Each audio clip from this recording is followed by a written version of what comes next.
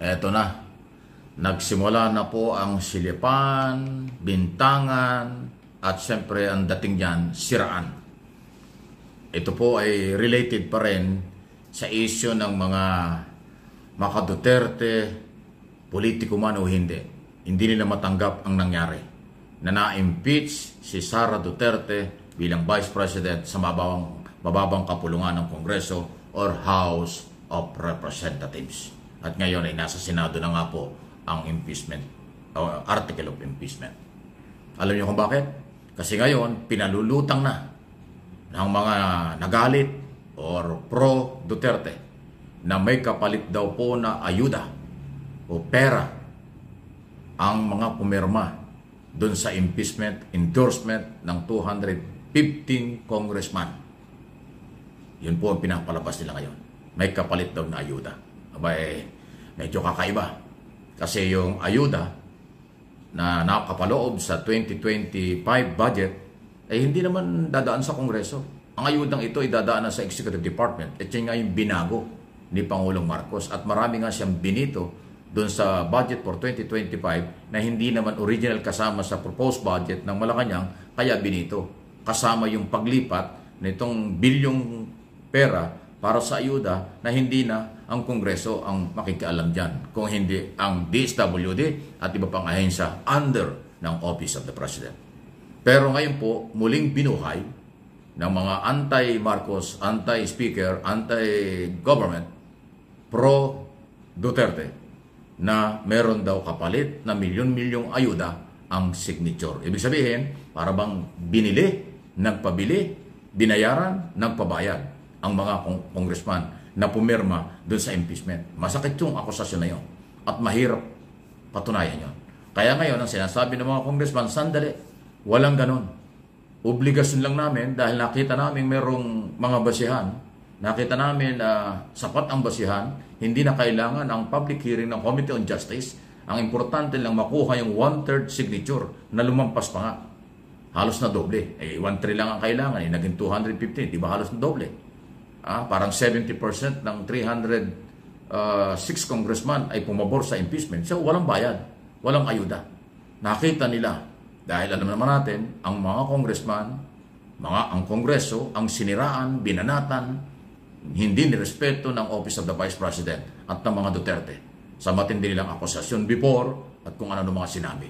So, yun ang naging basihan. Kaya ang mga congressman ay nagkaisa na sumobra pa doon sa requirements na numero para ma-impeach si Sara. Ay ngayon, binabaliktad na, nabayaran daw dahil sa ayuda. O, di ba? Ano ibig sabihin yan? Maduming galawan. Meron pang isang issue dyan. Si dating Secretary at Congressman ng Iloilo, Janet Garin, ay pinagbibintangan daw ng kampo ni Pulong Duterte na siya ang promotor daw at nanguna ng signature o campaign para ma-impeach si Sara. Ay hindi naman totoo yun. Kasi dun sa listahan, ang number 1 na pumirma ay si Sandro Marcos, congressman ng unang distrito ng Ilocos Norte, anak ng Pangulo. Presidential son nga yun eh. So, nung pumirma siya, napakarami na sumunod. Kasi ganun kalakas ang influensya ng Batang Marcos. At hindi lang sa na-influensyahan yung mga nun, nakita nila. Talagang may betrayal of public trust na ang ginawa ng pangalawang Pangulo. Kaya nung mag-umpisa si Sandro na pumirma doon sa listahan na nag-endorse at nag-impeach sa kay Sara Duterte, nagsumunod na yung mga congressman. Voluntary, walang bayad, walang ayuda. So alam na natin kung bakit pinapalabas na merong ayuda at bayad na galing sa kampo ng mga Duterte para sirain ang kredibilidad ng impeachment, article of impeachment. Sirain ang kredibilidad ng Kongreso, ng gobyerno at ng kasama ang Senado. Yun ang purpose niyan. Tahasan ko sinasabi, walang ibang dahilan yan. Dahil wala naman silang ibang magagawa o nakikita kung hindi palabasin na gano'n kahit fake news.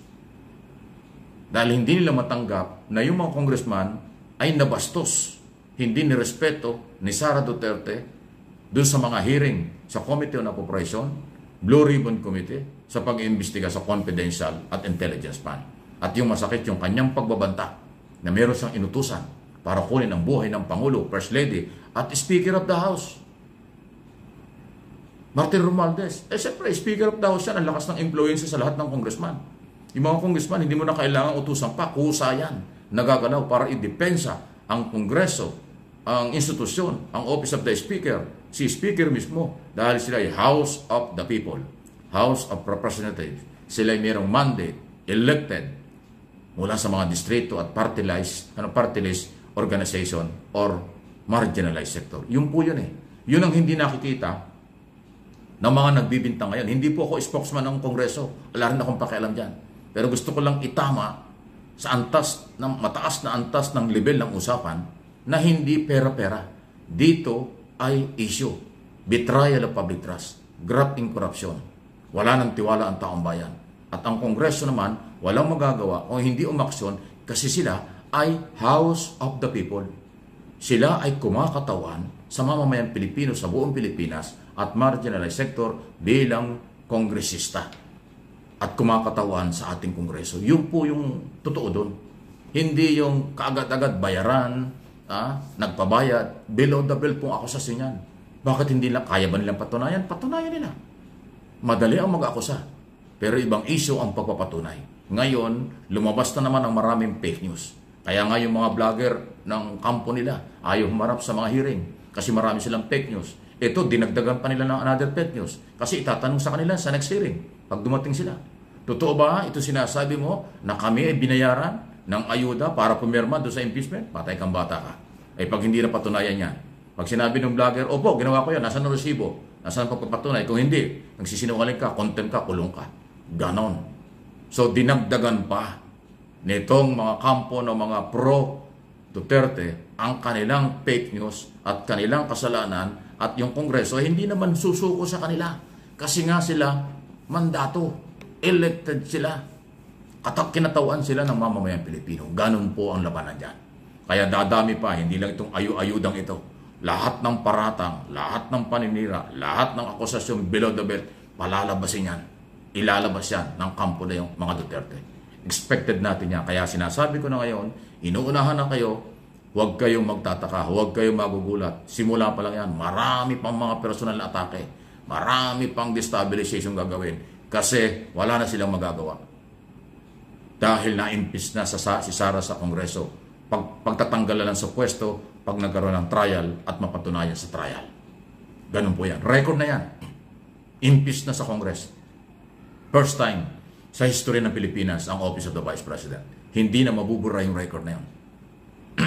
Acquittal man o hindi sa Senado, impeach na siya sa Congress. Yan ang record ng Office of the Vice President.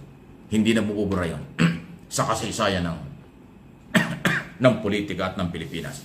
Yung nangyari kay Inday Sara Duterte. Kasi nga po, nakawalaan ng respeto sa mga congressman.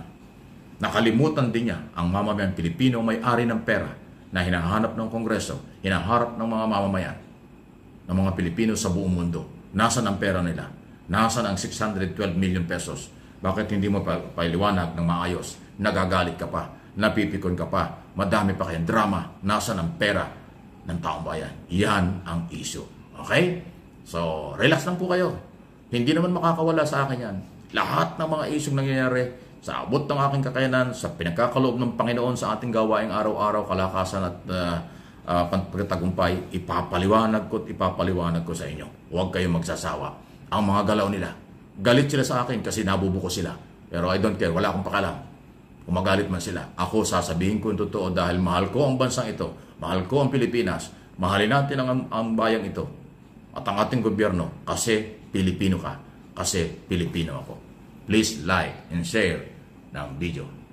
Yo, what's up mga tropa pip? So, napanood niyo po yung video ni Sir Mike Abe. Siyempre, ang mga DD shit po, mga DDEBs, hindi po talaga titigil sa pagpe-fake news. At gagawin po nila ang lahat para po ma-discredit ang impeachment complaint para kay Sara Duterte. Siyempre, yun ang nila, protect the queen, di ba? Protect BP Sara at all cost gagawin nila ang lahat. 'Di ba? Inedit nga nila yung litrato ni Speaker Martin Romualdez na nasa lamesa na may maraming pera.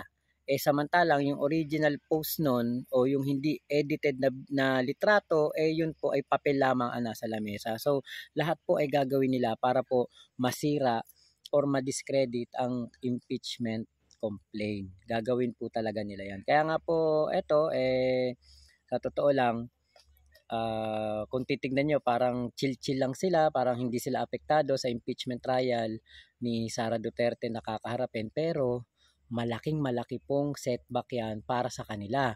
At kung sakali na ma-impeach si Sara Duterte, saan sila pupulutin? 'Di ba? Kaya ito isang to kumbaga gagawin na nila ngayon ang lahat. Lahat po ng paninira, lahat po ng pang-fake news, lahat po ng katulad nun, kinasuhan si Speaker Martin Romualdez patungkol sa 241 billion na idinagdag daw po sa ating taunang budget. Yun ngang kanilang basehan ay hearsay. Sila ay wala pong ebidensya na meron talagang idinagdag na budget o isiningit na budget ang ating House Speaker. 'Di ba? Mas titindi pa po ang mga fake news nila. Asahan po natin 'yan. Sa dami po ng kanilang kinakaharap na problema, ang sagot po nila diyan fake news. So yun lamang po, maraming salamat sa video ni Sir Mike Abe. Maraming salamat po sa pagsuporta sa ating mga tropa peeps. Ayan, sana po masubscribe nyo si Sir Mike Abe. Ma-like, share, and comment nyo po ang kanyang mga video. Pinoy TV, MA Pinoy TV at Mike Abe Opinions. Ayan. Salamat din po sa mga nanonood sa akin. Thank you po sa inyong mga suporta sa aking upload. Ayan. Ako nga, chill-chill lang muna dito. Chill-chill muna tayo dito kasi hindi tayo nagpapakalat ng fake news, doon tayo sa katotohanan. Kaya masarap mag-chill-chill, hindi tayo ngarag at walang nag-uutos sa atin kung ano ipopost natin or ano ang ating ibablog. Yun po ang napakasarap. Tandaan nyo, napakasarap pag wala kang ginagawang fake news.